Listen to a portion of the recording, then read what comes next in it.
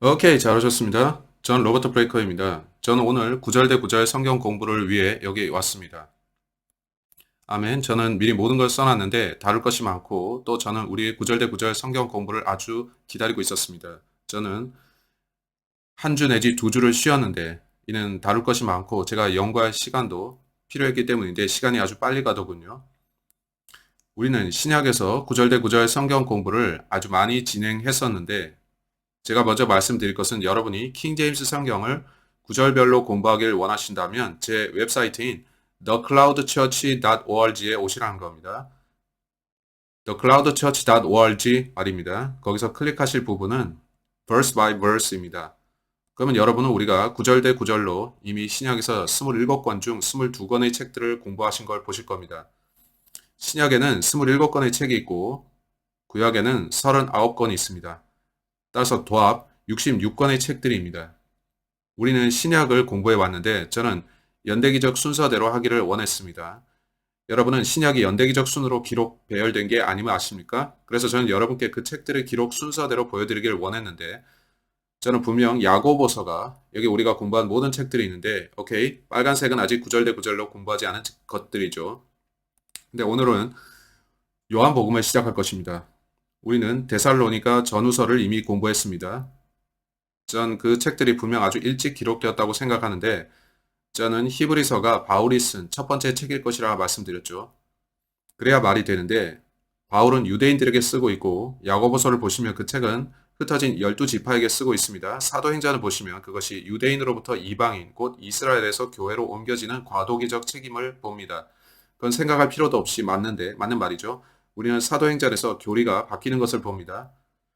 로마서에서 빌레몬서까지 바울의 교리가 나오는데 그건 신약 교리의 심장 부이고 우리는 그래서 야고보서, 히브리서, 로마서로부터 빌레몬서까지 공부했습니다. 사도행전도 또한 공부했는데 모두 구절 대 구절로 살폈죠. 그 후 우리는 베드로 전후서를 봤는데 그 다음 요한 1, 2, 3서를 봤습니다. 유다서도 봤고 그래서 우리는 이 모든 책들을 구절 대 구절로 연구했습니다. 그러면 13권, 5권, 그래서 18, 19, 22, 22권이 됩니다. 우리가 공부한 것들 말이죠. 이것들을 구절 대 구절로 공부했습니다. 얼마나 은혜로웠습니까? 이제 많은 분들이 브레이크 형제 요한계시록 가서 계시록을 구절 대 구절로 하세요 라고 합니다. 전 그러고 싶고 그렇게 하고 싶지만 또 결국 하겠죠. 하지만 우리는 요한복음을 먼저 봐야 됩니다. 우리는 요한이 쓴 요한 1, 2, 3서를 앞서 공부했는데 요한은 계시록을 썼지만 요한복음도 썼죠. 따라서 우리가 요한이 쓴 마지막 책인 계시록을 보기에 앞서서 요한이 쓴 첫 번째 책, 그건 제 생각인데 그 책을 봐야겠다는 겁니다. 그래서 제가 말했듯이 먼저 요한복음을 보자는 건데 구절 대 구절로 말이죠. 주께서 허락하시면 오늘 우리는 그걸 시작할 겁니다. 전 매우 흥미로운 걸 찾았습니다. 뭐냐면 이건 신약이 시작되는 책들인데 우리는 똑같은 이야기가 4번 반복되는 걸 보고 있습니다. 4명의 서로 다른 저자들이 같은 이야기를 쓰고 있죠. 요한계시록도 또한 그런데 저자는 한 명이지만 그는 마지막 때의 일들을 쓰면서 그걸 4번 기록하는데 제가 요한계시록을 읽고 이해하기로는 그렇습니다. 이 얼마나 흥미롭습니까? 신약의 앞부분이 같은 역사의 4번 반복된 기술로 시작되는데 그 끝도 같은 사건의 4번 기술로 끝난다는 거 말이죠. 저는 그것이 매우 흥미로웠습니다. 오늘 우리는 요한복음을 시작할 텐데 우리는 마태, 마가, 누가, 요한복음을 보고 그 복음서들은 저는 유튜브에 이런 영상을 올려놨는데 그 제목이 복음서들은 예수 그리스도를 어떻게 조명하는가입니다. 그걸 이해하는 게 매우 중요한데 마태복음은 예수 그리스도를 유대인이 왕으로 다룹니다. 마가복음은 예수님을 하나님의 종으로 보고 있고요. 누가복음은 예수님을 사람의 아들로 다룹니다. 요한복음은 예수님을 하나님의 아들로 다루고 있죠. 제가 왜 이 부분을 강조하냐면 많은 사람들이 그거 쓸데없는 얘기예요. 왜 같은 것을 4번이나 반복해서 쓰냐 말입니다. 라고 하기 때문인데 성경은 두세 증인 이상을 요구한다는 것입니다. 따라서 두 증인 이상이 있다는 것, 그것은 참이라는 걸 증명하는 거죠. 여기서 우리는 같은 사건들에 대한 네 증인들을 보는 겁니다. 전 여기다 그걸 써놨습니다. 복음서들, 우리는 마태, 마가, 누가, 요한복음을 보는데 제게 있어서 놀라운 것은 어떻게 이 네 저자가 그들의 서술 시점에 관해서 각자가 같은 사건을 조금 다르게 다른 관점에서 쓸 수 있냐는 겁니다. 다른 관점에서 본 다 같은 사건들이지만 그들 안에 계신 성령께서 그렇게 다르게 쓰게 하신 겁니다. 저는 하나님의 말씀을 성령께서 주셨다고 믿습니다. 아멘. 저는 성령께서 그 단어들을 쓰셨음을 믿죠. 근데 여러분은 성령께서 분명히 그렇게 하셨음을 보는데 그건 믿기 힘들 정도입니다. 그가 어떻게 그렇게 하셨나요? 그는 다른 관점이나 시각으로 그것들을 쓰게 하신 겁니다. 따라서 마태, 마가, 누가, 요한복음 이 책들에서 예수 그리스도는 아래처럼 다뤄집니다. 마태복음에서 그는 메시아로 제시됩니다. 마가복음에서는 그가 종으로 제시되고 누가복음에서는 사람의 아들, 요한복음에서는 하나님의 아들입니다. 유대인들이 이해하기로는 누가 하나님의 아들이라고 하면 그것은 그가 곧 하나님이라는 말입니다. 우린 요한복음에서 그 대목도 볼 것인데 요한복음은 예수 그리스도의 신성, 곧 그가 하나님이심을 매우 매우 강조하는 책입니다. 그가 단지 하나님의 아들이 아니라 육신 안에 나타난 하나님이시라는 거죠. 족보에 있어서 보면 마태복음은 아브라함까지 올라가는데 예수께서 아브라함까지 올라가신다 말합니다. 마가복음은 예수님을 사람으로 제시하고 근데 우리는 두 본성을 가졌고 우리가 이 모든 것을 볼 때 예수님의 두 본성이 있음을 알죠. 하나는 그분의 신성인데 우리는 그가 처녀에게서 한 자연적 사람으로서 죄 없이 탄생하신 걸 압니다. 오케이? 육체로 태어나셨죠. 죄 있는 육신의 모양이었지만 죄는 없었다고 성경은 말씀합니다. 누가복음은 예수님의 계보를 아담까지 올라가는데 얼마나 놀랍습니까? 저자가 그의 아버지로 올라가다가 예수님이 참된 아버지는 하나님이라고 하는 것이요. 근데 예수님의 양 아버지는 요셉이었고 저자는 요셉의 계보를 아담 곧 하나님이 지으신 첫째 사람까지 거슬러 올라갑니다. 우리는 다른 곳에서 계보를 마리아 쪽으로 아담까지 가져가는 걸 보는데요. 이 두 계보를 같이 놓고 보면요. 한데 여러분이 요한복음을 보시면 요한은 예수님의 계보를 아담에 놓지 않고 영원 이전까지 가져가는 걸 봅니다. 요한은 그분이 언제나 계셨던 처음부터 계셨던 분인 하나님이시라 증거합니다. 우리는 요한복음 복음서들을 공부하면서 그것들이 어떻게 서로 연결되고 서로 맞아떨어지는지 알게 되는데 중요하죠. 그것들 간에 차이가 있다면 왜 차이가 있지? 우리는 왜 서로 다른 관점으로 사건들을 보는지 그걸 알아야 됩니다. 사람이 우연히 기록한 것이 아니라는 거죠. 하나님께서 의도적으로 그렇게 주신 건데 이제 예수께서 하신 것과 말씀하신 것 예수께서 복음서들과 어떻게 연결되어 있습니까? 마태복음은 예수님이 하신 말씀들에 집중하는데 저자는 계속해서 예수께서 이것 말씀하시고 저것 말씀하시고 그렇게 합니다. 따라서 온통 예수께서 하신 말씀을 강조하는데 마가복음은 예수께서 하신 일입니다. 누가는 의사의 관점에서 그 책을 썼는데 누가가 의사였습니다. 그의 관점은 예수께서 느끼신 것에 있습니다. 놀랍지 않습니까? 한 저자는 예수님께서 하신 말씀에, 다른 저자는 예수님의 행적에, 또 다른 저자는 예수님의 감정, 그의 느낌에 집중하는 겁니다. 근데 요한은 정확히 그가 누구이신가에 집중하고 있죠. 그는 여러분에게 예수께서 누구이신지 알려주는데 그는 하늘에서 오신 분, 곧 육신 안에 오신 하나님이셨고 영원하신 하나님, 만물의 창조주이셨습니다. 이게 복음서들인데요. 우리는 이 책들을 마태, 마가, 누가, 요한복음이라 부르는데 그건 그 책들이 좋은 소식들을 담고 있어서죠. 복음은 좋은 소식입니다. 예수님이 죽음 장사된 부활에 관한 기쁜 소식이죠. 그들 모두는 그분이 죽고 장사되고 부활하신 것을 묘사했고 예수님께서 누구이신지에 대한 좋은 소식, 그가 메시아라는 사실을 말했죠. 따라서 마태복음은 예수 그리스도의 부활로 끝나고 마가복음은 예수 그리스도의 승천으로 끝납니다. 누가복음은 성령의 약속으로 끝나고요.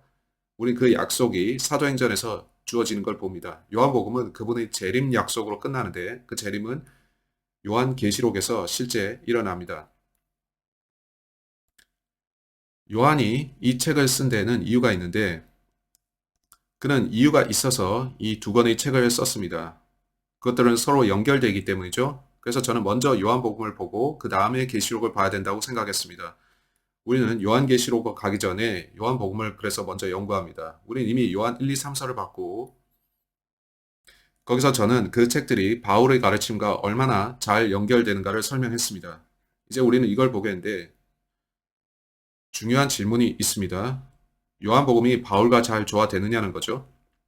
어떤 극단적 세대주의자들은 아니다. 그래서 우리는 요한복음을 읽지 않겠다라고 합니다. 우리가 요한복음을 꼭 읽어야 된다고 보는데 또한 올바로 나눠서 읽어야 합니다. 우리가 이 성경 공부하는 이유가 그건데 요한복음에는 아주 좋은 것들이 있습니다. 제가 그것들을 설명하기 앞서서 여기 제목에 요한복음 그건 좋은 소식인데 복음은 그 뜻이 그겁니다.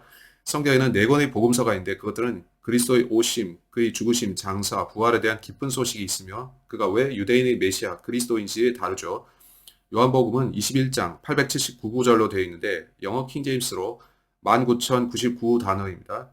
제가 킹제임스 유일주의라는 거 기억하세요. 그 이유를 모르겠다면 유튜브에서 로버트 브레이커 왜 킹제임스인가로 검색해 보면 몇몇 영상이 나올 텐데 거기 제가 왜 킹제임스가 유일하게 참된 사본에서 나온 것인지를 설명했습니다.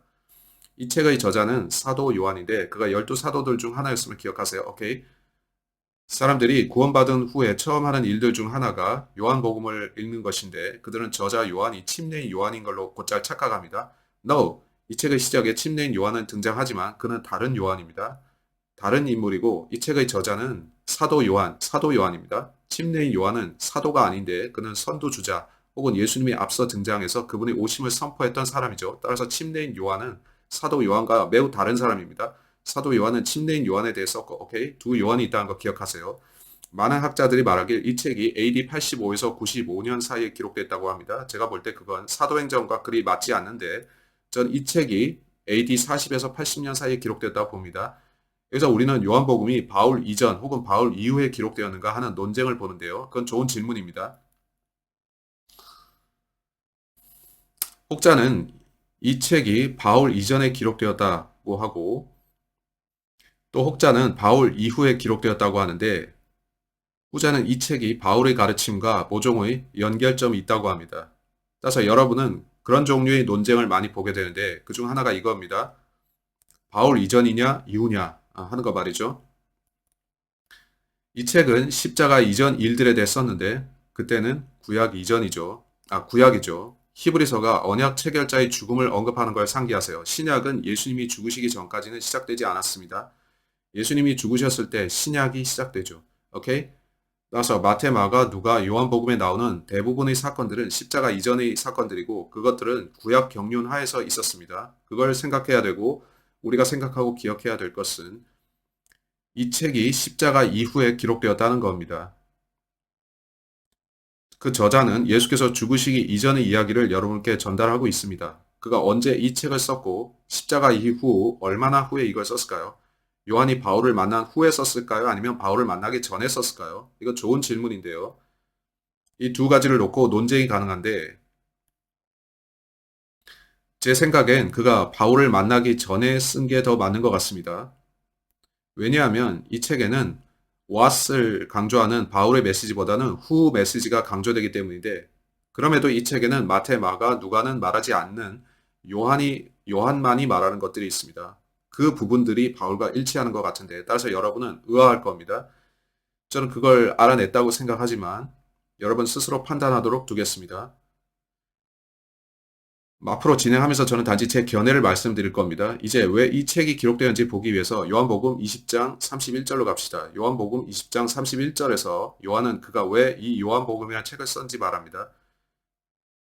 저는 이 책을 요한의 책 혹은 요한복음이라 부르는데 왜 요한은 요한의 책 혹은 요한복음을 썼을까요? 요한복음 20장 31절을 봅시다. 이것들을 내가 기록함은 예수님께서 하나님의 아들 그리스도이심을 너희가 믿게 하려 하며 또 믿고 그분의 이름을 통해 생명을 얻게 하려 함이니라. 따라서 이 책이 기록된 목적은 바로 여러분으로 하여금 믿게 하려 함입니다. 여러분이 믿어야 할 게 무엇이죠?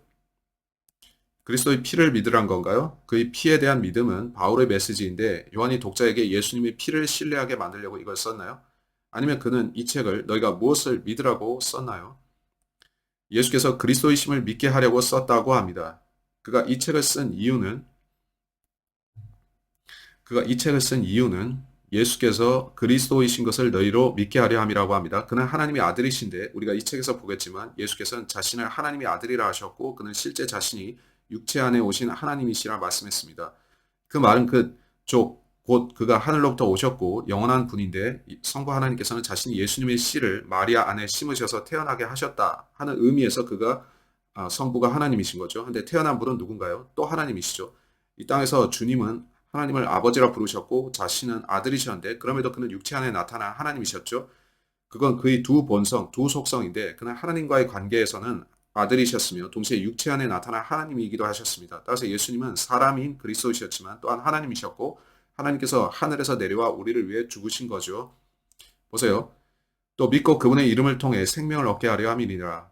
그는 온통 예수님의 이름을 말하는데 우리는 그분의 이름에 대한 가르침을 보죠. 온통 그분의 이름을 강조하는데 오케이? 전 여러분이 이걸 기억하기를 원하는데 저는 그것을 후 가스펠이라 부릅니다.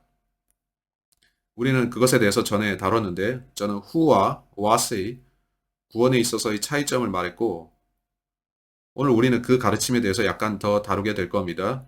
제가 여러분에게 이해하기를 바라는 것은 이 책이 유대인들을 향해서 보다 쓰여진 것 같다는 것인데 유대인들은 예수님께서 그들의 메시아이신 것을 믿었습니다. 근데 이 책의 강조점은 믿음을 통한 구원에 상당히 맞춰져 있고 믿음을 강조했던 사람은 또 누가 있죠? 바울이죠. 따라서 이 책은 이중 적용도 가능한 책이라는 겁니다. 유대인들에게 적용할 때는 너희가 예수님의 이름을 믿으라 하고 이 믿음이란 요소를 가지고서 바울에 맞춰 그래 우리는 지금 믿음으로 구원을 받아야 된다 할 때는 그래서 믿음이란 말이 나오면 우리는 바울에 맞출 수도 있죠. 그의 피를 믿는 믿음 말이죠. 근데 이 책 자체를 볼 때 그것은 예수께서 누구이신가를 믿는 믿음을 말하고 있습니다. 예수께서 누구이신가를 믿는 믿음이 오늘날 우리를 구원합니까? No. 예수께서 하신 일을 우리가 믿어야 하는데 그의 대속을 믿어야 합니다. 이렇게 요한복음에 대해서 약간의 문제가 있는데 우리가 올바로 나눈다면 문제가 안 됩니다. 저는 요한복음을 복음 전도지에 인용한 데 있어서 문제가 없는데 이 책은 믿으면 너희가 영생을 얻는다고 말씀하고 있죠. 바울의 가르침도 그렇습니다. 그런데 이 책은 여러분에게 무엇을 믿으라고 말하지 않습니다. 따라서 우리는 바울에게 가서 그의 메시지를 봐야 하는데 지금 우리에게 필요한 믿음은 예수 그리스도의 믿음을 피를 믿는 것임을 알게 되죠. 이 책은 아주 흥미롭습니다. 요한복음을 아끼는 사람들이 아주 많은데 그들은 로마서도 사랑합니다. 많은 전도지 출판사들이 요한복음과 로마서의 구절을 같이 인쇄하죠. 그들은 성경 전체보다는 요한복음과 로마서를 인용하는데 이는 요한이 예수께서 누구이신지를 전했기 때문입니다. 바울이 쓴 로마서는 여러분에게 예수께서 우리를 위해 하신 일을 믿으라고 하고요. 여러분은 예수께서 하신 일을 신뢰해야 된다는 거죠. 여러분은 who 메시지와 what 메시지를 보는데 그 둘은 서로 잘 결합될 수 있죠. 예수께서 누구이신지 아는 게 저를 구원하진 않았고 그가 하신 일, 곧 대속적 죽음을 믿어야 구원받지만 그 일을 누가 하셨습니까? 하나님이셨죠.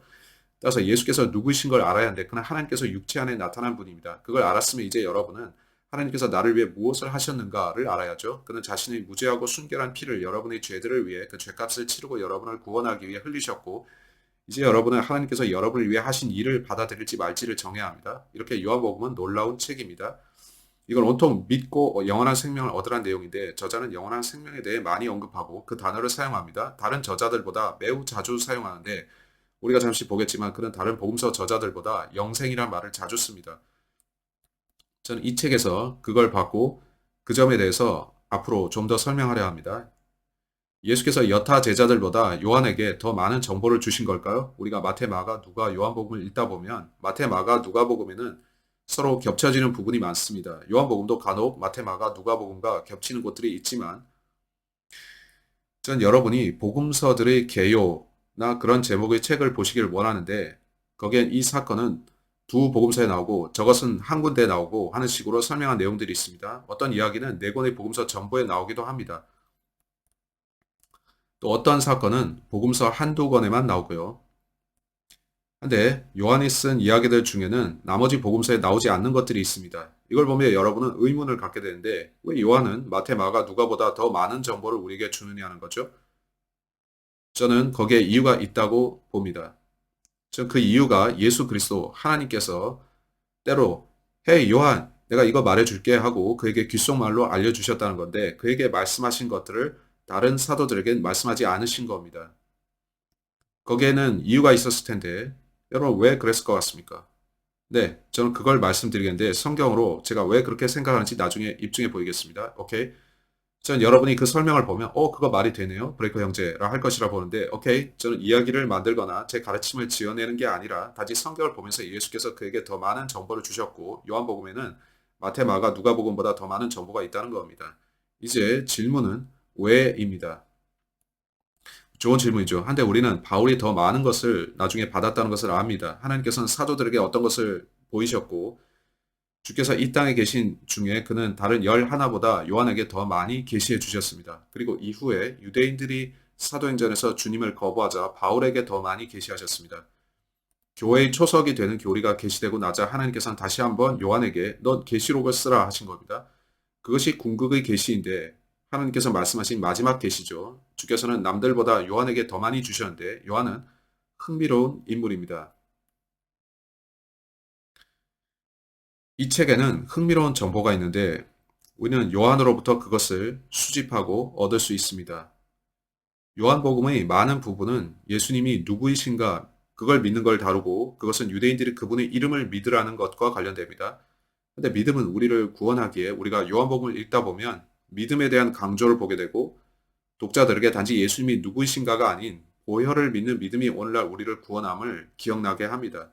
그걸 이해하셨기를 전 바라는데 이 책의 주제는 믿음이고 여러분이 믿을 때 영생을 얻는다는 겁니다. alright? 믿음은 요한복음의 열쇠입니다. 이 책이 기록될 당시의 믿음은 그가 누구이신가에 대한 것이었습니다. 그가 하신 일을 믿으라는 게 아니었는데 그래서 저는 이 책이 바울 이전에 기록된 게 맞다고 생각합니다. 바울 이후에 기록되었을 수도 있지만 그럴 경우에 저자는 예수께서 누구이신가 믿어야 하는 유대인들에게 이 책을 쓴 게 됩니다. 예수께서 하신 일을 믿는 것보다 말이죠. 많은 의문들이 남습니다. 이렇게 우리는 복음서들을 보면서 그 저자들이 예수님을 어떻게 조명했는지 아는데 우리는 그것에 대해 더 알아보겠습니다. 1절부터 보겠는데 오늘 1절만 보겠습니다. 다음 주 돌아와서 우리는 다시 1절부터 갈 것인데 이번 영상을 따로 구별해서 도입부 영상이라 하진 않겠습니다. 저는 이걸 단지 요한복음 1장 1절 영상이라 하겠습니다. 처음에 말씀이 계셨고 말씀이 하나님과 함께 계셨으며 말씀이 하나님이셨느니라. 예수 그리스도는 하나님이신데 그가 누구이셨나요? 그는 하나님께서 육신 안에 오신 분이었습니다. 그는 여전히 육체 안에 계신데 그 점을 요한 1, 2, 3, 4에서 확인했습니다. 분명 저자는 예수님께서 누구이신가에 강조점을 두는데 이 책의 시작부터 그는 예수께서 말씀하시고 말씀은 하나님이시라 합니다. 14절에서 말씀이 육신이 되어 우리 가운데 거하셨다 하죠. 이건 처녀 탄생, 예수 그리스도가 육신 안에 오신 걸 말하는데 그는 육신 안에 오신 하나님이셨습니다.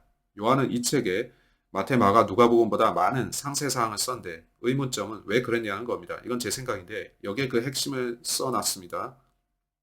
사도들은 예수님과 함께 있었고 그 제자들 중에서 우리는 반복해서 목격하지만 요한이 더 어렸다는 걸 봅니다.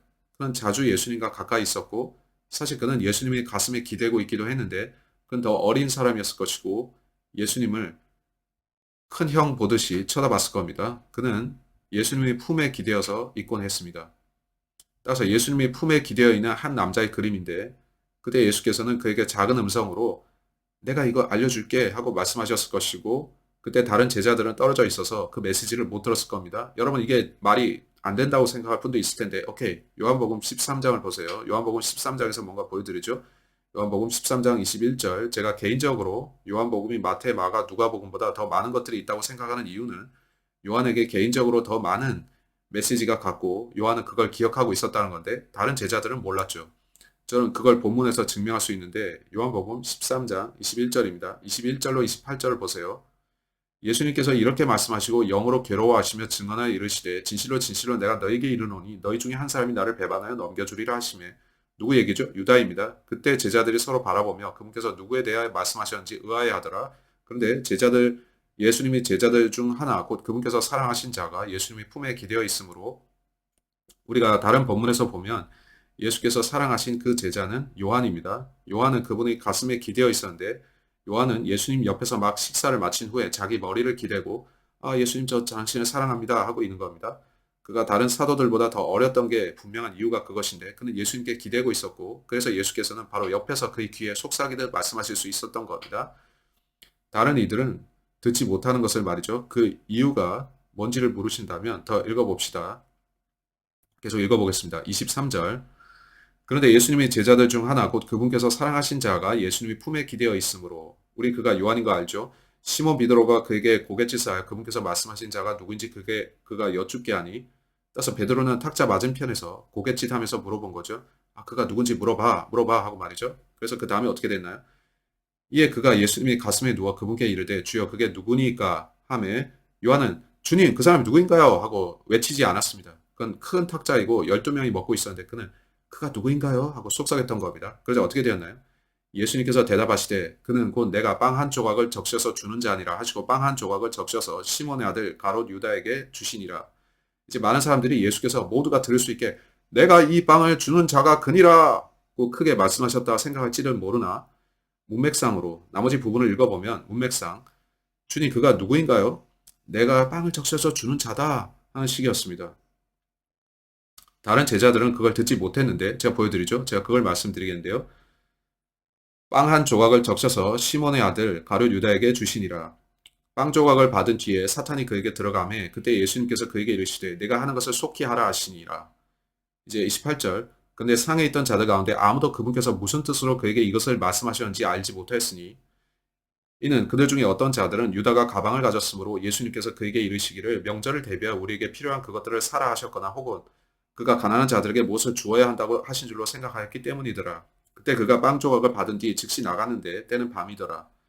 문맥이 보이십니까? 문맥상 베드로는 무언으로 그에게 물어봐 한 거고 요한은 그의 품에 기대어서 예수님 누가 당신을 배반하겠습니까? 했죠. 또 문맥상 내가 빵을 적셔서 주는 자가 그다 하고 귓속말로 대답하신 겁니다.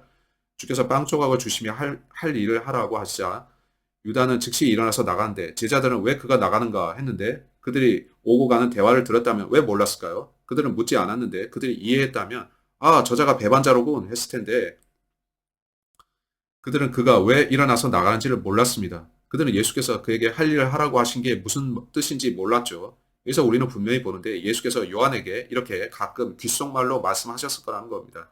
나지막히 말씀하셔서 다른 제자들은 듣지 못한 것이죠. 오케이. 따라서 이 책을 보면서 제가 파악한 핵심은 요한이 예수님께 아주 가까이 다가가 있어서 그는 더 많은 정보를 얻었다는 겁니다. 다른 제자들은 조금 떨어져 있었고요. 여러분이 예수님께 가까이 갈수록 성경에서 더 배우게 됩니다. 저는 그렇게 생각하는데 저도 예수님께 가까이 있어서 더 많이 배우기를 원합니다. 요한복음 21장 20절로 24절로 갑시다. 우리는 이 이야기의 반복을 보는데 거기 어떻게 되어 있습니까? 요한복음 21장 20절. 그때 베드로가 돌아서서 예수님께서 사랑하신 그 제자가 따르는 것을 보았는데 그는 또한 만찬 자리에서 그분의 가슴에 기대어 주여 주를 배반하여 넘겨주는 자가 누구니까 하고 말한 자더라. 우리 방금 그 기사를 읽었죠. 다른 제자들은 예수께서 하신 말씀을 몰랐는데 그들은 유다가 왜 일어나 나가는지 몰랐습니다. 따라서 그는 오직 요한만 들을 수 있게 그걸 말씀하신 겁니다. 21절. 베드로가 그를 보고 예수님께 이르되 주여 이 사람은 무엇을 하리이까 하니 베드로는 질투심이 많았던 것 같습니다. 요한이 예수님과 항상 붙어 있었던 거죠. 그는 선생에게 이쁨 받는 제자였던 겁니다. 그렇단 거죠. 예수님께서 그에게 이르시되 내가 올 때까지 그가 머물 것을 내가 원할지라도 그것이 너와 무슨 상관이 있느냐? 너는 나를 따르라 하시더라. 그때 그 제자는 죽지 아니하리라는 이 말이 형제들 가운데 널리 퍼졌으나 예수님께서는 그에게 그가 죽지 아니하리라 하고 말씀하지 아니하시고 내가 올 때까지 그가 머물 것을 내가 원할지라도 그것이 너와 무슨 상관이 있느냐 하고 말씀하셨더라. 이것들을 증언하고 이것들을 기록한 제자가 이 사람이라 우리는 그의 증언이 참되다는 것을 아노라. 요한이 이 책을 썼고 그가 말하기를 내가 이걸 쓴 사람이다 한 겁니다. 흥미로운 것은 베드로가 그는 어떻게 되겠습니까? 했는데 예수님이 대답이 내가 올 때까지 그가 머물지라도 였다는 겁니다. 그래서 제자들은 그는 예수께서 오실 때까지 죽지 않나 보다 했는데 오케이? 그래서 요한이 지금 살아 있습니까? 아니죠. 근데 흥미로운 건 뭔가요? 요한은 예수 그리스도의 오심을 봤습니다. 그는 사도들 중에 가장 오래 살았고 또 예수님의 오심을 계시록의 계시로 목격했습니다. 그는 자기가 본 것을 기록했고요. 이렇게 이 책에는 다룰 것이 아주 많은데 매우 놀랍죠. 저는 이 책을 보면서 이런저런 사례들을 보면서 예수께서 마태, 마가, 누가보다 더 많은 정보를 요한에게 주셨다 생각합니다. 요한이 더 많은 것을 썼던 것은 그런 이유 때문인데 사람들은 이 책의 내용이 마태, 마가, 누가복음과 맞지 않는다라고 하죠. 이는 요한이 예수님과 사적 대화를 더 나눴기 때문인데 예수께서 내게 이것저것을 말씀하셨다 하고 더 쓸 수 있었던 것입니다. 아, 예수님이 저것도 말씀하셨다 하고요. 다른 제자들은 저들이 무슨 대화를 하고 있지? 했을 겁니다. 그래서 그들은 요한복음을 알기를 원했고 그걸 읽고 싶어 했고 알고 싶어 했을 겁니다. 우리가 못 들었던 예수님과 당신과의 사적 대화는 무엇이었나 하고 말이죠. 아시죠? 전 그런 관점으로 요한복음을 보는데 이 책은 다른 세 권의 복음서들과 약간 다르고 하지만 같은 사건들이 나오는데 거기에 추가된 정보들이 있습니다. 예수께서 왜 요한에게 더 말씀하셨을까요? 예수께서는 유대인들이 자신을 죽일 것을 아셨고 요한복음에서 우리는 주께서 그들에게 그걸 알려주신 것도 봅니다. 난 죽을 것이고 사흘 만에 부활할 것이다. 베드로는 주님 그럴 수 없습니다. 그런 일이 있어서는 안 됩니다 했습니다. 예수님은 미래를 아셨습니다. 그래서 예수께서는 요한에게 헤이 이런 일 저런 일이 앞으로 일어날 거야. 요한아, 너는 앞으로 이걸 믿어야 구원받을 거야 하고 말씀하신 경우들이 있었죠. 그는 요한에게 약간의 추가적 정보를 주셨고 요한은 그걸 들으면서 오케이, 오케이 하면서 그러나 그걸 깊이 생각하진 못했죠. 나중에 그는 과거를 회상하면서 아, 그래. 이제 나는 이해하겠어 했죠. 그렇다면 요한이 이 책을 쓴 것은 바울 이전 아니면 바울 이후일까요?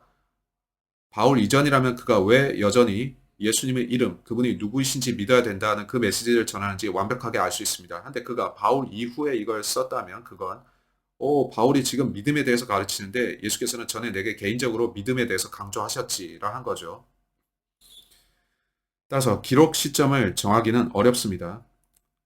많은 학자들이 기록 연대를 아주 늦게 잡는데 거의 계시록 기록 연대와 비슷하게 잡죠. 이 책은 바울과 일치하는 점이 많은데 이를테면 예수님이 하나님의 어린 양이라는 진술도 그렇죠. 그게 뭔가요? 그건 피의 대속을 언급한 암시죠. 이 책이 바울 이전에 기록되었다면 예수께서 주신 작은 단서들이 나오는 건데 예수께서 요한에게 그걸 살짝 알려주시고 아무도 모르는 단서, 곧 바울의 사역 중에 게시될 것들에 대한 힌트를 주셨죠. 이걸 파악하는 몇 가지 방법이 있습니다. 전 그게 놀랍다고 생각하는데 복음서들은 이렇게 예수님을 조명하고 우린 그걸 봤습니다. 예수님은 하나님의 아들이시죠. 그는 요한복음에서 하나님의 아들로서 제시됩니다. 그분을 하나님의 아들로 조명하는 것은 실제로 그를 하나님으로 제시하는 겁니다. 많은 사람들이 이 점을 이해하지 못하는데 그들은 그는 단지 하나님의 아들이지 하나님이 아니야 라 하죠. 그들은 성경을 부실하게 읽은 것인데 요한은 예수 그리스도를 하나님의 아들로 제시하지만 그분의 신성에 있어서 그는 하나님과 마찬가지로 아버지 하나님과 마찬가지로 하나님이시고 그러나 또한 육체 안에 계신 사람이기도 하셨습니다. 그는 사람의 아들이었죠. 그는 두 본성을 가지셨는데 요한이 강조하며 여러분께 알려주는 것은 그가 단지 하나님의 아들이 아니라 그는 하나님 자신이다라는 겁니다. 그가 이 책에서 알려주는 게 그건데 요한복음 10장으로 갑시다. 따라서 요한복음을 읽어보면 잃어버린 죄인들인 바리새인들조차도 예수께서 나는 하나님의 아들이다 하시자 당신이 자신이 하나님이라고 한다, 스스로 하나님이라고 한다 한 것입니다. 1절은 말씀하기를 처음에 말씀이 계셨고 말씀은 예수님이죠. 말씀이 하나님과 함께 계셨으며 이 말씀이 하나님이셨더라. 그는 자신이 책을 시작하면서 교조적으로 진술하기를 그는 단지 하나님의 아들이 아닌 하나님이다 한 거죠. 저자는 예수 그리스도가 하나님이라 한 겁니다. 오케이, 이해하셨죠? 요한복음 10장 24절 갑시다. 요한복음 10장 24절. 이거 본문은 무척 긴데 요한복음 10장 24절로 39절까지입니다. 요한복음 10장 24절. 그때 유대인들이 그분 주위로 와서 그분께 이르되 당신이 언제까지 우리를 의심하게 하시나이까? 당신이 그리스도라면 우리에게 분명하게 말씀하소서 하며 25절. 예수님께서 그들에게 대답하시되 내가 너희에게 말하였으나 너희가 믿지 아니하였도다. 내가 내 아버지 이름으로 행하는 일들이 나에 대하여 증언하나 내가 너희에게 말한 것 같이 너희가 내 양들에 속하지 아니함으로 믿지 아니하는도다. 내가 그들에게 영원한 생명을 주노니 그들이 결코 멸망하지 않을 것이요 또 아무도 내 손에서 그들을 빼앗지 못하리라. 이건 영원한 안전에 대한 것인데 요한복음에는 이러한 메시지가 나오죠. 왜 십자가 이전에 이런 메시지가 나왔을까요? 요한만이 이걸 들었을까요? 예수님께서 그에게만 그 의미를 알려주시면서 앞으로 한 번 구원은 영원한 구원이 될 것이다 라고 알려주신 걸까요? 근데 29절에서 말씀합니다. 그들을 내게 주신 내 아버지는 모든 것보다 크심에 아무도 내 아버지 손에서 그들을 빼앗을 수 없느니라. 이제 30절. 나와 내 아버지는 하나이니라 하시니라. 예수께서는 내가 하나님이고 아버지도 하나님이다. 나는 하나님의 아들로 여겨왔고 성부는 하나님이시기에 내가 여자에게서 태어나기 위해서 그는 씨를 주셨다.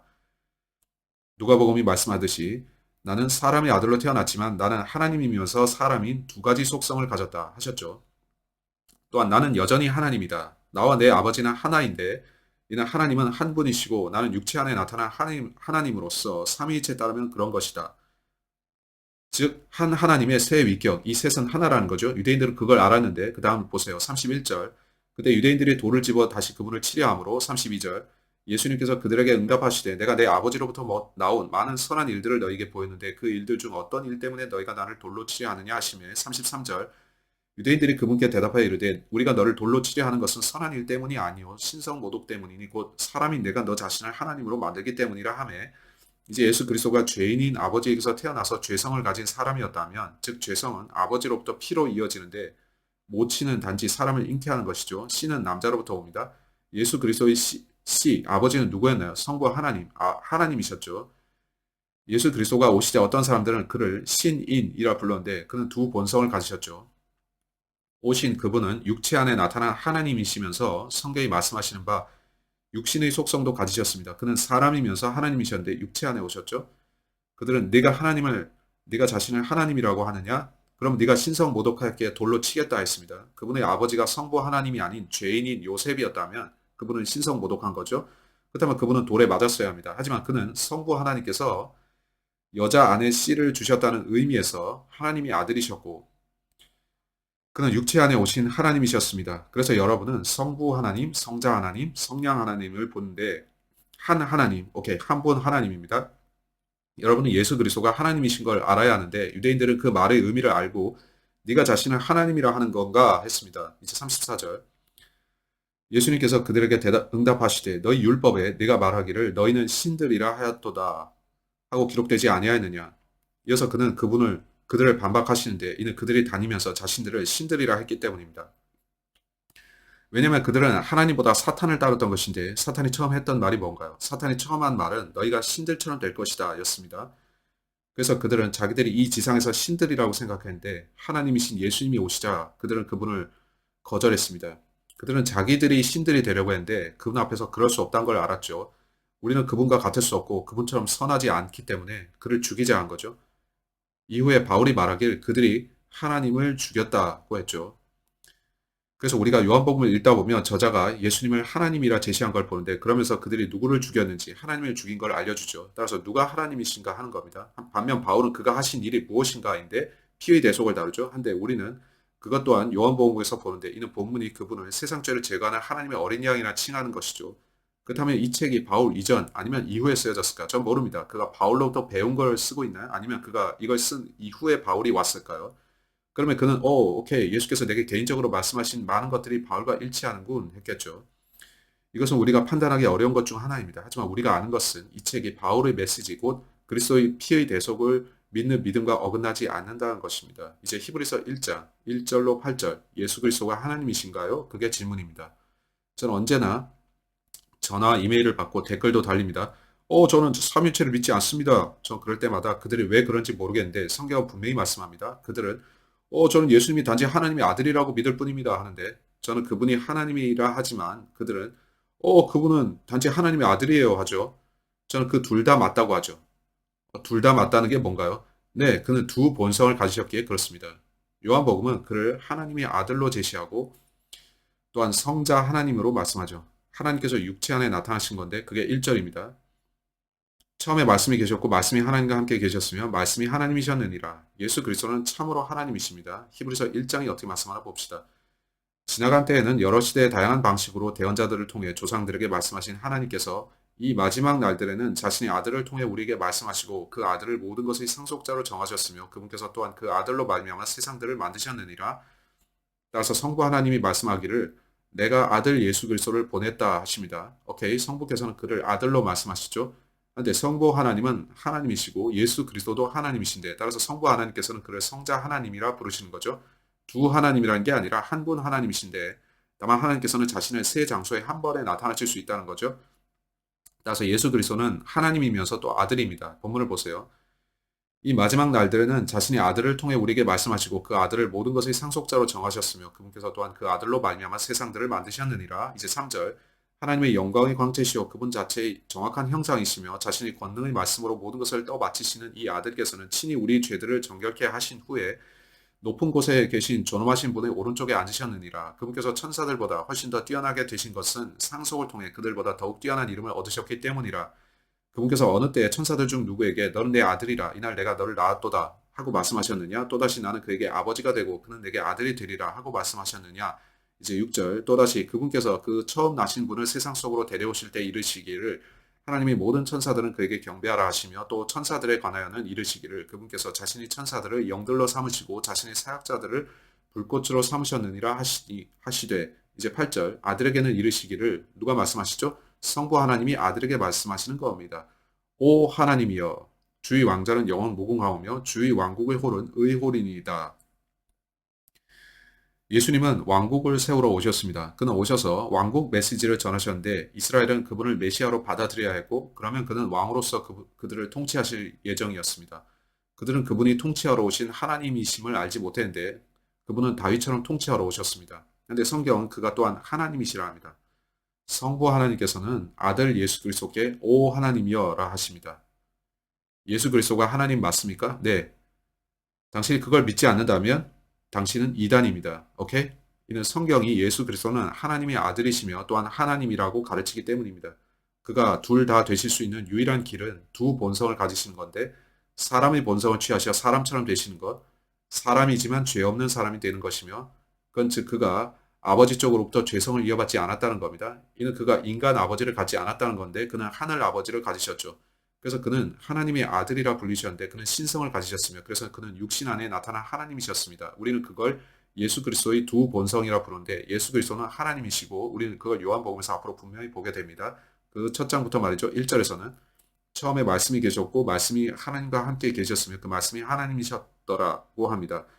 바로 그분께서 처음에 하나님과 함께 계셨고 3절 모든 것이 그분에 의해 만들어졌으며 만들어진 것 중에 그분 없이 만들어진 것은 하나도 없더라. 그는 창조주이신데 예수 그리스도는 창조주이십니다. 마태복음도 우리가 마태복음에 보면 예수 그리스도는 하나님이시라고 합니다. 전 어떤 사람들 때문에 아주 피곤한데 그들은 저는 삼위일체 믿지 않는데 그건 거짓교리입니다. 예수님은 하나님 아니에요. 저는 예수님이 하나님이 아니라는 말을 듣는데 질렸습니다. 그러한 당신들은 성경을 대체 읽었습니까? 여호와의 증인들은 예수 그리스도가 하나님이 아니라고 합니다. 그건 안타까운데 그런 생각은 고대의 영지주의로 거슬러 올라가는 것으로서 고대 영지주의자들이 그리스도의 신성을 부인했습니다. 그들 중 다수가 그분을 천사라고 했고 그중 어떤 자들은 그가 타락 천사라고 했는데 어떤 영지주의자들은 예수님이 하나님이 아니고 타락 천사라고 했습니다. 구약에서 천사들을 뭐라고 부릅니까? 하나님의 아들들이라고 부르죠. 따라서 그가 하나님 자신이 아니고 단지 하나님의 아들이었다면 문제가 생깁니다. 예수님이 타락천사가 될 수도 있는 거죠. No, no, 아닙니다. 그는 육체 안에 오신 하나님이셨고 이제 마태복음 1장 23절을 보면 어떻게 되어 있습니까? 보라 처녀가 아들을 낳을 것이요 그들이 그의 이름을 임마누엘이라 하리라 하셨으니 이것을 번역하면 우리와 함께 계시는 하나님이라. 즉 예수 그리스도는 임마누엘인데 임마누엘은 우리와 함께 계시는 하나님이란 뜻이죠. 따라서 예수 그리스도는 우리와 함께 계신 하나님이십니다. 독일인들은 Gott mit uns라 하는데 우리와 함께 계신 하나님. 사실 저는 이걸 혐오하지만 히틀러의 부대들은 그들의 벨트 버클에 Gott mit uns, 우리와 함께 계신 하나님이라 새겼습니다. 그들은 하나님은 우리 편이다 했는데 사실 그렇지 않았죠. 그들은 그분을 적대하고 있었죠. 하지만 그들은 하나님께서 그분이 그들의 편이라고 믿고 싶어서 그렇게 새긴 것입니다. 임마누엘의 뜻은 우리와 함께 계시는 하나님이고 이제 이사야서 9장으로 갑시다. 전 이것이 이사야서 9장에서 인용되었기 때문이란 겁니다. 그건 한 처녀와 관련된 것인데 현대 역본들은 처녀라는 단어를 단지 젊은 여자로 바꿨습니다. 그들은 기적을 제거한 건데 처녀인 여자가 아기를 갖는 것은 기적이죠. 단지 젊은 여자가 아기를 갖는 건 기적이 아니고요. 그건 항상 일어나는 일이죠. 그래서 현대 여권들이 성경의 기적들을 제거하는 건데 이사야서 7장 14절 그러므로 주께서 친히 한 표적을 너에게 주시니 보라 처녀가 수태하여 아들을 낳고 그 이름을 임마누엘이라 하리라. 얼라이트 임마누엘이 무슨 뜻이라고요? 우리와 함께 계신 하나님이죠. 디모데전서 3장 16절 논쟁의 여지가 없이 하나님의 성품이 신비는 위대하도다. 하나님께서 육체 안에 나타나시고 사실 현대 여권들이 이걸 많이 고쳤는데 그가 육체 안에 나타나셨다고 고쳤죠. 그가 누구인가? 우린 모릅니다. 근데 킹제임스 성경을 보시면 바른 원문인 수용 원문에는 하나님께서 육체 안에 나타나셨다고 나옵니다. 예수께서 하나님이시란 사실을 누가 없애려고 할까요? 사탄, 마귀들, 또 영지주의자들이죠. 우리가 요한 1, 2, 3, 4를 공부할 때 저자가 예수님은 육체 안에 오셨다고 믿어야 된다는 걸 기억합니까? 마귀와 악령들은 예수님이 육신으로 오셨다는 것을 시인하지 않되 그래서 저자는 무슨 말을 합니까? 그는 단지 예수님이 태어나셨다는 게 아니라 예수님은 하나님이시고 하나님이 육신으로 오셨다는 겁니다. 그가 하는 말이 그것인데 하나님 자신이 육체로 오셨다는 겁니다. 마귀들은 그걸 말하고 싶어 하지 않습니다. 그들은 예수님을 하나님으로 인정하기 싫어합니다. 요한복음 20장 28절에서 도마는 나의 주 나의 하나님이라 고백합니다. 도마도 오케이 올라잇 예수님은 하나님이십니다 한 겁니다. 그렇다면 왜 그렇게 많은 사람들이 예수님이 하나님이심을 믿지 않을까요? 우리가 요한 1, 2, 3, 4를 앞서 공부한 후 내릴 수 있는 유일한 결론은 그들이 악령의 지배를 받는다는 겁니다. 저자는 악령들이 있다고 하면서 영들을 시험하되 모든 영을 믿지는 말라고 했습니다. 예수 그리스도께서 육체 안에 오신 것, 그가 육체 안에 하나님이심을 시인하지 않는 영은 적그리스도의 영이라고 했습니다. 당신이 예수 그리스도를 육체 안에 오신 하나님이라 믿지 않으면 그러한 당신은 악령의 인도를 받는 것이고 그건 성경의 가르침에 역행하는 겁니다. 그러한 당신이 회개하고 바로잡히며 성경대로 믿기를 바라는데 성경은 예수 그리스도가 하나님이시라고 말씀합니다. 오케이? is come in the flesh. 저는 킹제임스가 is come in the flesh라 표현한 걸 보는데 새 역본들은 현대 역본들은 did come 혹은 was come, has come in the flesh 등으로 바꿨습니다. 왜 그들은 과거 시제를 썼을까요? 그가 지금도 육체 안에 계십니까? 네, 그는 하늘의 영광스러운 몸으로서 계시죠. 그는 여전히 육체 안에 계십니다. 근데 제가 구원받았을 때 그는 제 안에 들어오셨죠. 에베소서 1장 13절은 제가 약속의 저 거룩하신 영으로 봉인되었다고 하는데 그 영은 예수 그리스도의 영이고 그리스도가 제 안에 계십니다. 그럼 뭐죠? 그는 육체 안에 오셨고 지금 제 안에도 현재 계십니다. 그래서 현재 시대인데 교회 시대에 구원받은 사람들 모두의 안에 예수님이 계시고 그게 Jesus is come in the flesh입니다. 마귀가 이걸 왜 싫어하는지 아십니까? 마귀들은 사람들이 구원받는 걸 싫어하는데 그들은 누군가가 자기 안에 성령을 갖는 걸 참을 수 없어하고 성령 대신에 그 영들이 사람들 안에 있기를 원합니다. 우리가 왜 킹제임스 성경을 지켜야 하는지 아시겠나요? 새 역본들은 이 모든 걸 바꿔버렸고 건전한 교리를 없앴습니다. 그 교리는 그리스도를 하나님으로 제시하는데 구원받은 여러분 안에 하나님이 사십니다. 그는 여러분의 육신 안에 계신데 그래서 is come in the flesh입니다. 많은 구절들이 있는데 바울은 사도행전 20장 28절에서 말합니다. 하나님께서 자신의 피로 사신 교회라 말이죠. 누구의 피 말입니까? 하나님의 피죠. 따라서 예수 그리스도가 십자가에서 흘린 피는 창조주 하나님의 피입니다. 제가 오늘 이걸 찾고서 아주 흥미로운데 마태복음 4장 7절입니다. 마태복음 4장 7절. 마귀가 예수 그리스도를 유혹합니다. 예수께서 어떻게 하십니까? 그는 단지 성경을 인용하시는데 자신의 말로 마귀에게 대답하지 않으십니다. 그는 성경 구절로 답하시는데 마귀에게 내가 내게 대답하겠다 하지 않고 마귀야 나를 유혹하지 말라 하지도 않습니다. 그는 어떻게 하십니까? 그분은 성경 구절로 가서 성경 구절을 인용하시는데 어떤 말씀인가요? 마태복음 4장 7절 예수님께서 그에게 이르시되 다시 기록된 바 너는 주 내 하나님을 시험하지 말라 하였느니라 하시더라. 예수께서 뭐라고 하셨나요? 그는 마귀야 나를 시험하지 말라 하지 않으셨고 마귀야 너는 하나님을 시험하지 말라 하셨습니다. 그러니까 뭐라고 하신 거냐면 마귀야 너는 내가 육체 안에 나타난 하나님인 걸 알지. 너는 성경에 하나님을 시험하지 말라는 말씀이 있는 것도 안다. 네가 보고 있는 나는 하나님이다. 나는 너한테 경배하지 않을 것이다. 네가 나를 경배해야 한다. 즉 예수 그리스도는 자신이 하나님이라 하신 겁니다. 바울, 요한, 도마, 마태, 이사야 그들 모두는 예수 그리스도가 하나님이라고 합니다. 여러분 그거 믿습니까? 예수 그리스도가 하나님 맞습니까? 그렇죠. 그는 두 본성이 있는데 하나는 신성이고 그의 아버지는 하나님입니다. 그런데 그는 인성도 지니셨고 이 땅의 여자에게서 태어나셨죠. 이렇게 그는 자신을 사람의 아들이자 하나님의 아들로서 보여주시는 겁니다. 두 본성을 가지셨죠. 예수 그리스도는 하나님이십니다. 또한 하나님이신 그는 우리 죄들로 인해서 피의 대속을 하셨고 그는 죽으셨죠. 요한은 그 사실을 암시합니다. 요한복음 1장으로 가십시오. 제게 있어서 놀라운 것은 여기에 그 사건의 전조가 나온다는 겁니다. 요한복음 1장에는 침례인 요한이 등장합니다. 다른 한 복음서에서도 침례인 요한을 제시하는데 거기서는 요한이 이 말을 하는 게 나오지 않죠. 왜 거기에는 요한이 이 말을 한 것이 안 나왔을까요? 왜 사도 요한만이 침례 요한이 했던 이 말을 기록했을까요? 흥미롭죠. 그는 생각했을 겁니다. 그는 그 메시지가 중요하다고 생각하고 기억했을 건데 그 말을 기억하고서 여기 기록한 거죠. 그는 바울을 기억하고서 그 후에 기록되었다면 그렇고 바울 이전이었다면 성령께서 너 이걸 기록하거라. 이건 나중에 중요한 것이 될 거다 하셨겠죠. 그랬을 겁니다. 이제 요한복음 1장 29절을 보면 다음날 요한이 예수께서 자기에게 오시는 것을 보고 이르되 세상 죄를 제거하시는 하나님의 어린 양을 보라. 36절 보세요. 예수님께서 걸으실 때 그분을 보고 이르되 하나님의 어린 양을 보라 하매 이렇게 두 번 그는 예수께서 하나님의 어린 양이 되실 거라고 두 번 말했는데 그는 하나님의 어린 양을 보라고 했죠. 왜 하나님의 어린 양이라고 불렀을까요? 제 생각에는 그 선지자 안에 계신 성령께서 그 말을 하게 만드신 것 같은데 그는 예수님이 어린 양이 되실 거라고 예언하죠. 구약에서 희생된 어린 양들은 예수님의 희생의 모형입니다. 구약에서 어린 양을 희생을 위한 죄들을 위한 희생 제물로 드렸죠. 여기서 우리는 바울의 가르침이 그 전적격으로 나타난 걸 보는데, 헤이, 예수님께서 하신 일을 신뢰해야 돼. 그가 어린 양으로서 너희 죄들을 대신해서 죽으셨어. 라는 거죠. 우리가 볼 것이 더 많은데, 예수님은 오실 어린 양으로 제시됩니다. 예수님은 하나님이셨고, 사실 그는 기적들을 행하심으로써 그 사실을 증명하셨는데, 요한복음에도 많은 기적들이 나오죠.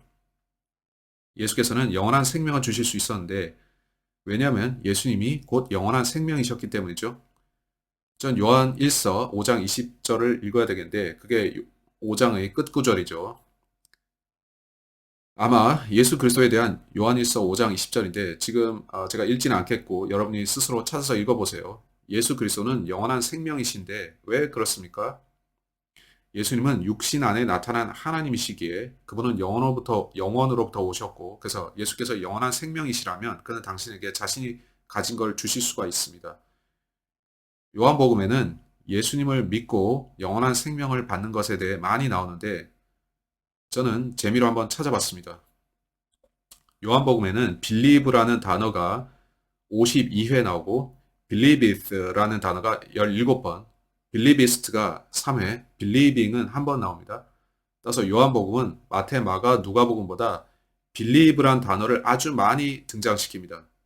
거기에는 그 단어를 한두 번 나올 만큼 적게 쓰는데 반해서 요한복음에는 믿음에 대해서 많이 언급합니다. 왜 그런가요? 요한은 더 집중해서 오케이, 예수님은 누구이신가? 너희는 그걸 믿어야 한다. 너희는 그걸 이해하고 믿어야 한다. 그는 예수께서 그리스도, 메시아 또는 하나님이신 것을 믿지 않는 사람들을 상대하고 있었는데 그래서 그는 이 책을 써서 그들이 예수께서 누구이신지 믿게 하려고 했습니다. 그는 예수께서 하신 이 일과 그가 어린 양이 되신 일을 통해 암시하는데 그는 바울과 같이 피를 신뢰하라고 말하진 않지만 저는 그리스도의 피를 신뢰하라는 메시지를 요한복음에서 사실 찾지는 못했습니다만 그건 바울의 메시지죠. 근데 우리가 요한복음에서 읽어보면 거기에 전적격으로 나오는 걸 봅니다. 바울의 메시지를 예고하고 있다는 거 말이죠. 헤이, 예수님은 어린 양이시다. 헤이, 예수님께서 내가 세상 죄들을 위해 죽겠다고 하셨다. 성경은 성부 하나님께서 자신의 독생자를 주셔서 온 세상이 그로 인해 구원받게 하셨다. 이런 말씀을 하죠. 요한복음 3장 16절. 따라서 저는 요한복음이 대단한 책이라고 생각하는데 그게 바울의 메시지와 연결되기 때문이죠. 이 책 자체는 여전히 이전 시대이지만 그럼에도 바울을 예고하고 있다는 거죠. 오케이. 그러나 그렇기 때문에 극단적 세대주의자들처럼 요한복음을 거부하지 마십시오. 많은 극단적 세대주의자들이 우리 요한복음을 거부한다고 하죠. 저는 그럴 수는 있지만 왜 그렇게 하는가라고 묻습니다. 요한복음에 eternal life라는 단어는 20번 나오고 everlasting life는 18번 나옵니다. 요한복음은 예수님이 하나님이시라 믿으라는 책인데 그러면 그가 여러분에게 영생을 주신다는 거죠. 한데 요한복음에서 영생은 예수님이 누구이신가를 믿는 데서, 즉 그 이름을 믿는 데서 옵니다. 그것은 바울의 가르침과는 다르죠. 바울은 우리에게 그리스도의 피를 믿으라고 합니다. 그리스도께서 하신 일 말이죠. 오케이. 따라서 요한은 예수께서 누구이신가를 강조하고 바울은 예수께서 하신 일을 강조합니다. 바울은 예수께서 하신 일에 대한 믿음을 강조합니다. 요한복음은 예수께서 누구셨는가를 다루는데 그래서 이 두 메시지 사이에는 약간 차이점이 있습니다. 한데 바울의 책들을 읽고 그것을 이미 아는 우리 입장에서는 믿고 영원한 생명을 얻는다는 것을 오늘날 우리가 믿고 영생을 얻는 것과 연결시킬 수 있습니다. 유대인 중심의 초기 교회는 예수께서 누구이신지를 믿고 영생을 얻었던 것 같습니다. 한데 과도기적 책인 사도행전 가운데서 메시지가 바뀌었고 이제 사람들은 예수께서 무슨 일을 하셨는가를 믿어야 합니다. 여러분이 사도행전을 읽다 보면 베드로가 일어나서 말하는 것을 봅니다. 나는 은혜를 믿노라고 말이죠. 그는 그들과 우리가 은혜로 구원받는 것을 믿는다고 합니다. 지금 우리는 예수께서 하신 일을 믿는데 이방인들은 예수께서 하신 일을 믿죠. 이제 저는 말할 것이 더 많은데 5분 안에 해야 됩니다. 이 시간은 소개 시간인데 다음 시간부터 구절 대 구절로 본격적으로 들어가겠고 1, 2절을 자세히 보겠습니다. 이걸 빨리 살펴봅시다. Who와 what 메시지. 전 유튜브에 Who vs What 이라고 영상을 올려놨는데 거기서 간략하게 예수께서 누구이신지 믿는 것과 예수께서 하신 일을 믿는 것 간의 차이를 설명했습니다. 전 요한복음에서 그 점을 다시 설명해야겠습니다. 요한복음 1장 19절을 보세요. 유대인들이 제사장들과 레위 사람들을 예루살렘에서 보내어 내가 누구냐 하고 요한에게 물을 때 그의 증언이 이러하니라. 따라서 요한복음에 나오는 첫 번째 질문은 넌 누구인가입니다. 그들은 넌 누구냐고 침례 요한에게 묻습니다. 그는 자신이 단지 광야에서 주의 길을 곧게 하라고 외치는 자의 소리라 너희를 그리스도께 인도하는 자라고 합니다. 그들은 온통 누구 하는데 이제 요한복음 8장 25절을 보세요. 요한복음 8장 25절은 말씀합니다. 그때 그들이 그분께 이르되 너는 누구냐 하니 예수님께서 그들에게 이르시되 나는 내가 처음부터 너에게 말한 바로 그니라. 그는 헤이 나는 처음부터 있었다. 나는 영원한 자이고 내가 하나님이기에 내가 성경을 썼다. 내가 처음부터 있었다. 이건 예수님이 누구이신가를 다루는 것인데 요한복음에는 이름이라는 단어가 24번 나옵니다. 제가 사도행전을 공부할 때 Who Gospel과 What Gospel의 차이점을 설명했던 거 기억하십니까? 우린 요한복음에서도 그걸 다룰 겁니다. 이 책은 예수님이 누구신가에 집중합니다. 이런 이유로 인해 많은 사람들은 이 책을 우리에게 적용할 수 없다고 하는데 적용할 수 있습니다. 후 메시지를 취해서 즉 요한이 예수님을 믿으면 영원한 생명을 얻는다고 하는 바울의 전환기 이전의 메시지를 가져다가 예수께서 하신 일을 믿으면 영생을 얻는다는 메시지에 접목시킬 수 있죠. 둘 다 믿음을 통한 영생인데 저는 요한복음에서 많은 구절들을 복음 전도용으로 쓸 수 있습니다. 사람들에게 헤이 당신이 믿으면 구원받을 수 있는 거 아시나요? 오케이 우리가 뭘 믿어야 됩니까? 저는 요한복음 3장 16절로 시작할 텐데 하나님께서 세상을 이처럼 사랑하사 자신의 독생자를 주셨으니 이것은 누구든지 그를 믿는 자는 멸망하지 않고 영존하는 생명을 얻게 하려 하심이라. 여러분은 예수 그리스도께서 여러분을 위한 희생 제물이 되신 거 믿습니까? 이 구절에 약간의 바울의 메시지를 추가할 수 있는데 이 구절은 바울과 통합니다. 믿음을 통해 구원을 얻고 그건 예수께서 우리를 구원하기 위해 자신을 희생하셨다는 거죠. 우리는 바울의 메시지를 가져다가 요한의 것과 결합시킬 수 있습니다. 그래서 우리는 요한복음을 성경에서 빼려고 해서는 안 되는 겁니다. 오케이? 그게 제가 여러분께 강조하는 것이고요. 이제 우리는 사도행전 보겠는데 사도행전은 온통 예수께서 누구이신가를 말합니다. 그걸 또 강조하고 싶진 않지만 사도행전 2장 21절 보세요. 사도행전 2장 38절, 사도행전 3장 16절, 4장 7절, 4장 10절, 4장 12절 거기서 온통 그분의 이름을 강조하고 또 그 이름을 믿으라고 합니다. 따라서 여러분이 사도행전을 보시게 되면 온통 예수님의 이름을 믿으라는 것이 나옵니다. 예수님의 이름이 뭐죠? 그건 J, E, 수스인데 J는 여호와이고 수스는 save입니다. 그 이름의 뜻은 여호와께서 구원하신다가 됩니다. Alright? 따라서 바울 서신을 보면서 그가 어떻게 구원하시느냐는 의문이 생깁니다. 그가 메시아이신 걸 믿는 걸로 충분할까요? 많은 유대인들이 예수님이 메시아이신 걸 믿어요 했는데 그들은 여전히 율법을 지켰고 그들 생각에 구원은 율법을 지키면서 예수님이 메시아인 걸 믿어야 된다는 거였습니다. 그들은 행위 플러스 믿음 복음을 갖고 있었는데 바울은 No, 여러분 하나님께서 내게 보여주시기를 율법을 통해서가 아니고 행위도 아니다. 믿음만이 구원을 줄 수 있다고 하셨다고 그는 말합니다. 그 믿음은 예수 그리스도의 피를 믿는 믿음이고요. 사도행전 13장에서 그걸 봅니다. 보충 설명하겠는데 시간이 없기에 사도행전 9장 27, 29절 바울이 가르치기 시작하는데 그는 후 가스펠을 말하면서 그 이름을 믿으라고 합니다. 사도행전 10장 43, 48절 베드로가 또 예수님의 이름을 믿으라고 가르치는데 그러다 바울이 와서 사도행전 13장에서 뭔가 아주 이색적인 걸 가르칩니다. 그러면서 큰 파장이 있었는데 초기 교회는 그걸 보고서 이게 뭘까 하게 됐습니다. 바울이 전파한 것이 무엇이었을까요? 사도행전 13장 38, 39절 거길 보세요. 바울이 사도행전 13장 38, 39절에서 말합니다. 그러므로 사람들아 형제들아 너희가 알 것은 이 사람을 통해 죄들의 용서가 너희에게 선포되었다는 것과 또 너희가 모세의 율법에 의해 의롭다고 인정받을 수 없었던 모든 일에도 그분에 의해 믿는 모든 자가 의롭다고 인정받았다는 것이라. 그가 누구인가요? 예수님이죠. 그가 말하는 것은 죄의 용서인데 바울은 피의 대속을 믿는 것을 말합니다. 우리는 율법의 행위 없이 피를 믿어서 구원을 받습니다. 그게 무슨 말인가 하면 행위가 필요치 않다는 겁니다. 그건 예수께서 하신 일을 믿음으로써 구원을 받는 건데 여러분의 행위나 예수께서 누구이신지를 믿는 게 아닙니다.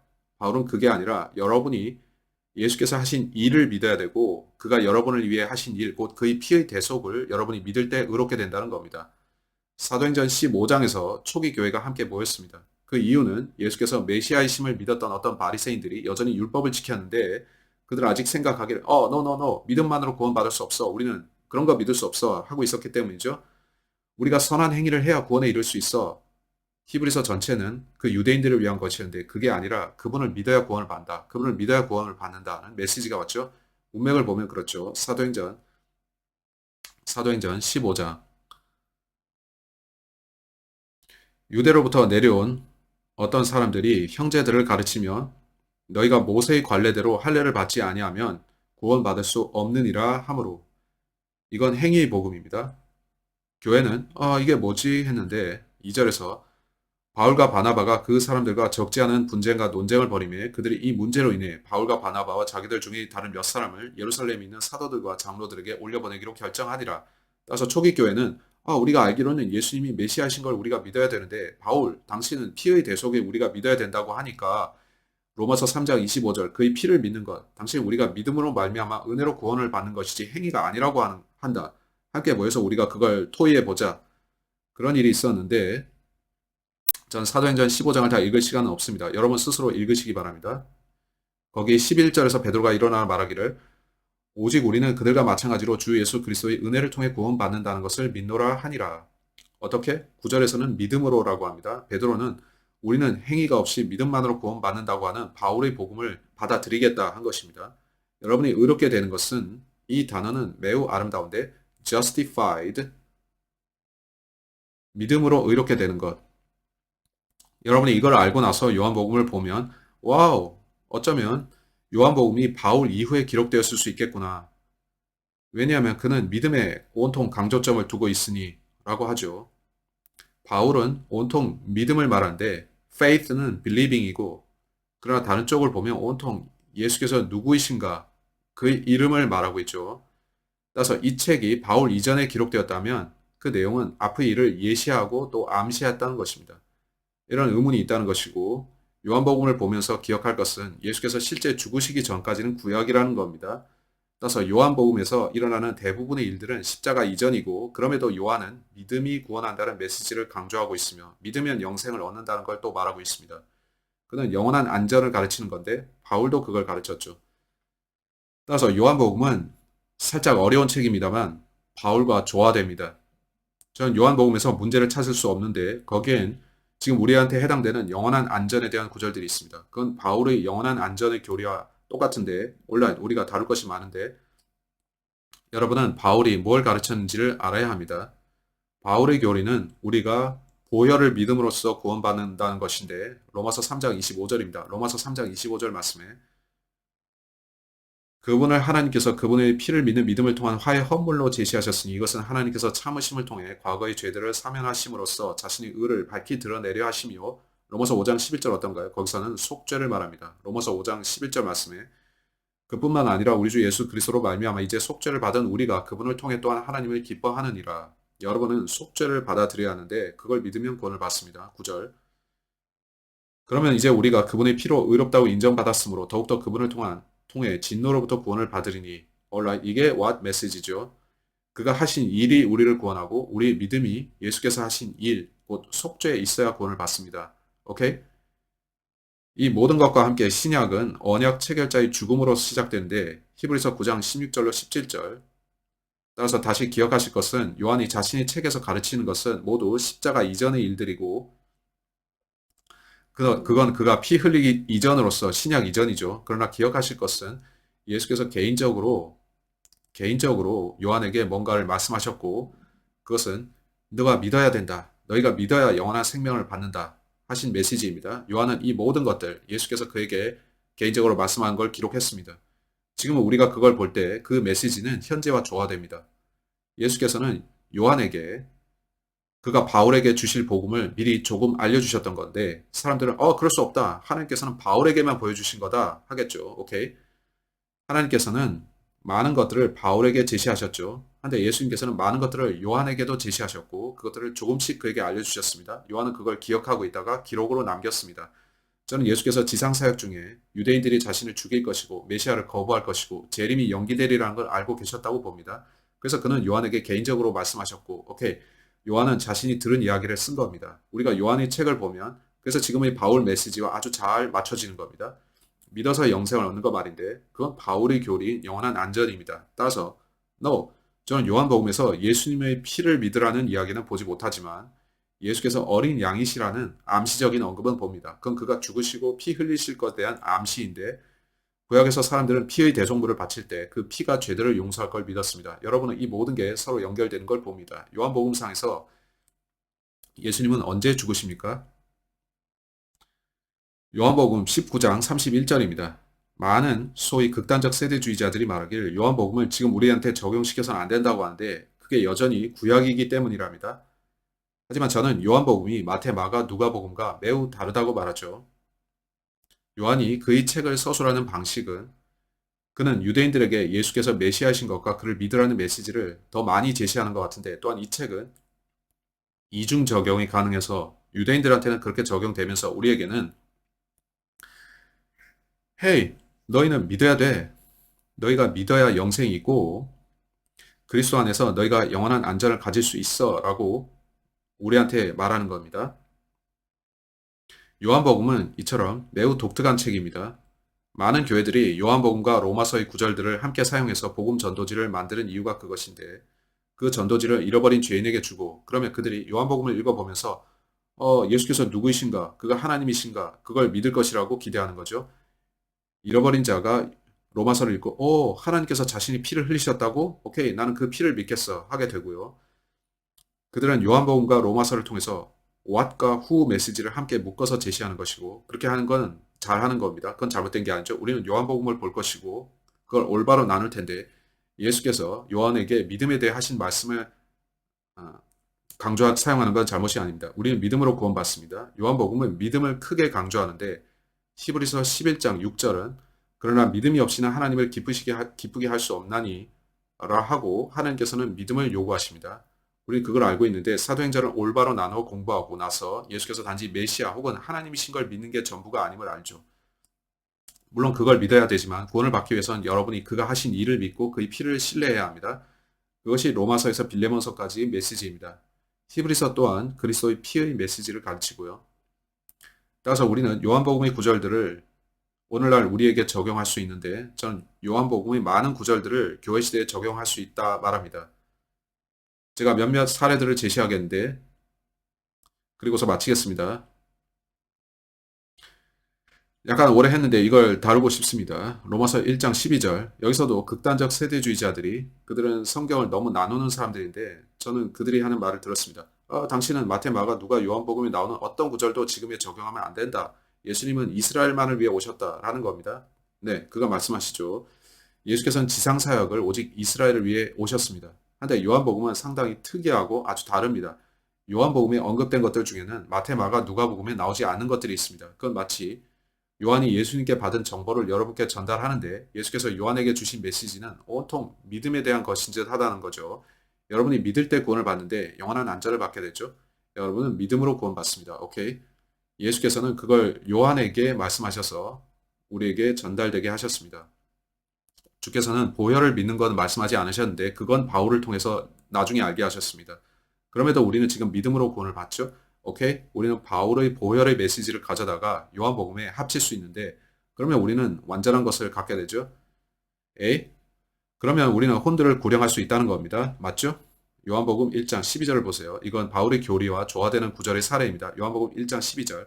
그분을 받아들인 자들, 곧 그분의 이름을 예수님이죠. 믿는 자들에게는 다 하나님의 아들들이 되는 권능을 그분께서 주셨으니 요한복음이 바울 이후에 기록되는지 묻는 논쟁이 있습니다. 요한이 바울의 교리를 가져다가 자신의 서술에 적용시켰는지 예수님이 사건을 재해석한 건지 말이죠. 왜냐하면 저자는 여러분이 믿을 때 거듭난다 말하기 때문이죠.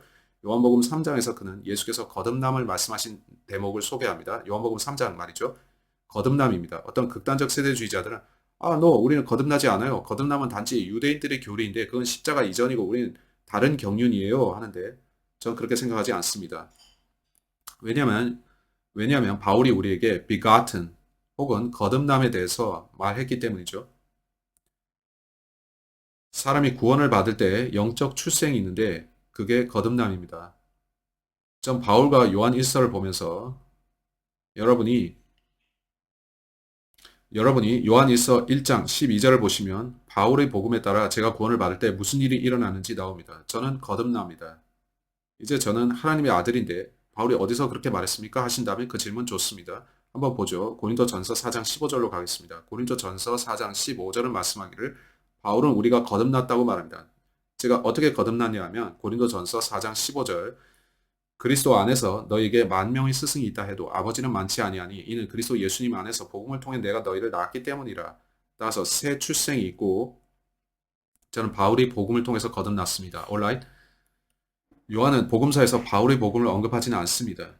그러나 미래에 올 것을 암시하고는 있죠. 요한이 말하는 것은 헤이, 바울은 새 출생, 거듭남에 대해 말하는데 예수님께서는 우리가 했던 개인적 대화에서 그런 말씀하셨어. 사람이 거듭나면 하나님의 아들이 되는 거야 하는 거죠.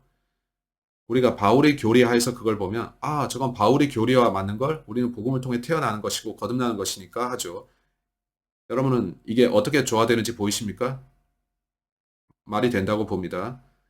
저는 극단적 세대주의자들처럼 빈대 잡으려다가 초가 삼간 태우지 않습니다. 저는 요한복음을 빼지 않습니다. 갈라디아서로 갑시다. 요한복음 1장 12절은 우리가 거듭나야 된다고 합니다. alright? 저는 오늘날 구원을 받은 우리가 거듭났다고 믿습니다. 갈라디아서 4장을 보겠습니다. 갈라디아서 4장에서 바울은 성령을 따라 태어나는 것을 말하죠. 갈라디아서 4장 29절. 그러나 그때 육체를 따라 태어난 자가 성령을 따라 태어난 자를 핍박한 것 같이 지금도 그러하도다.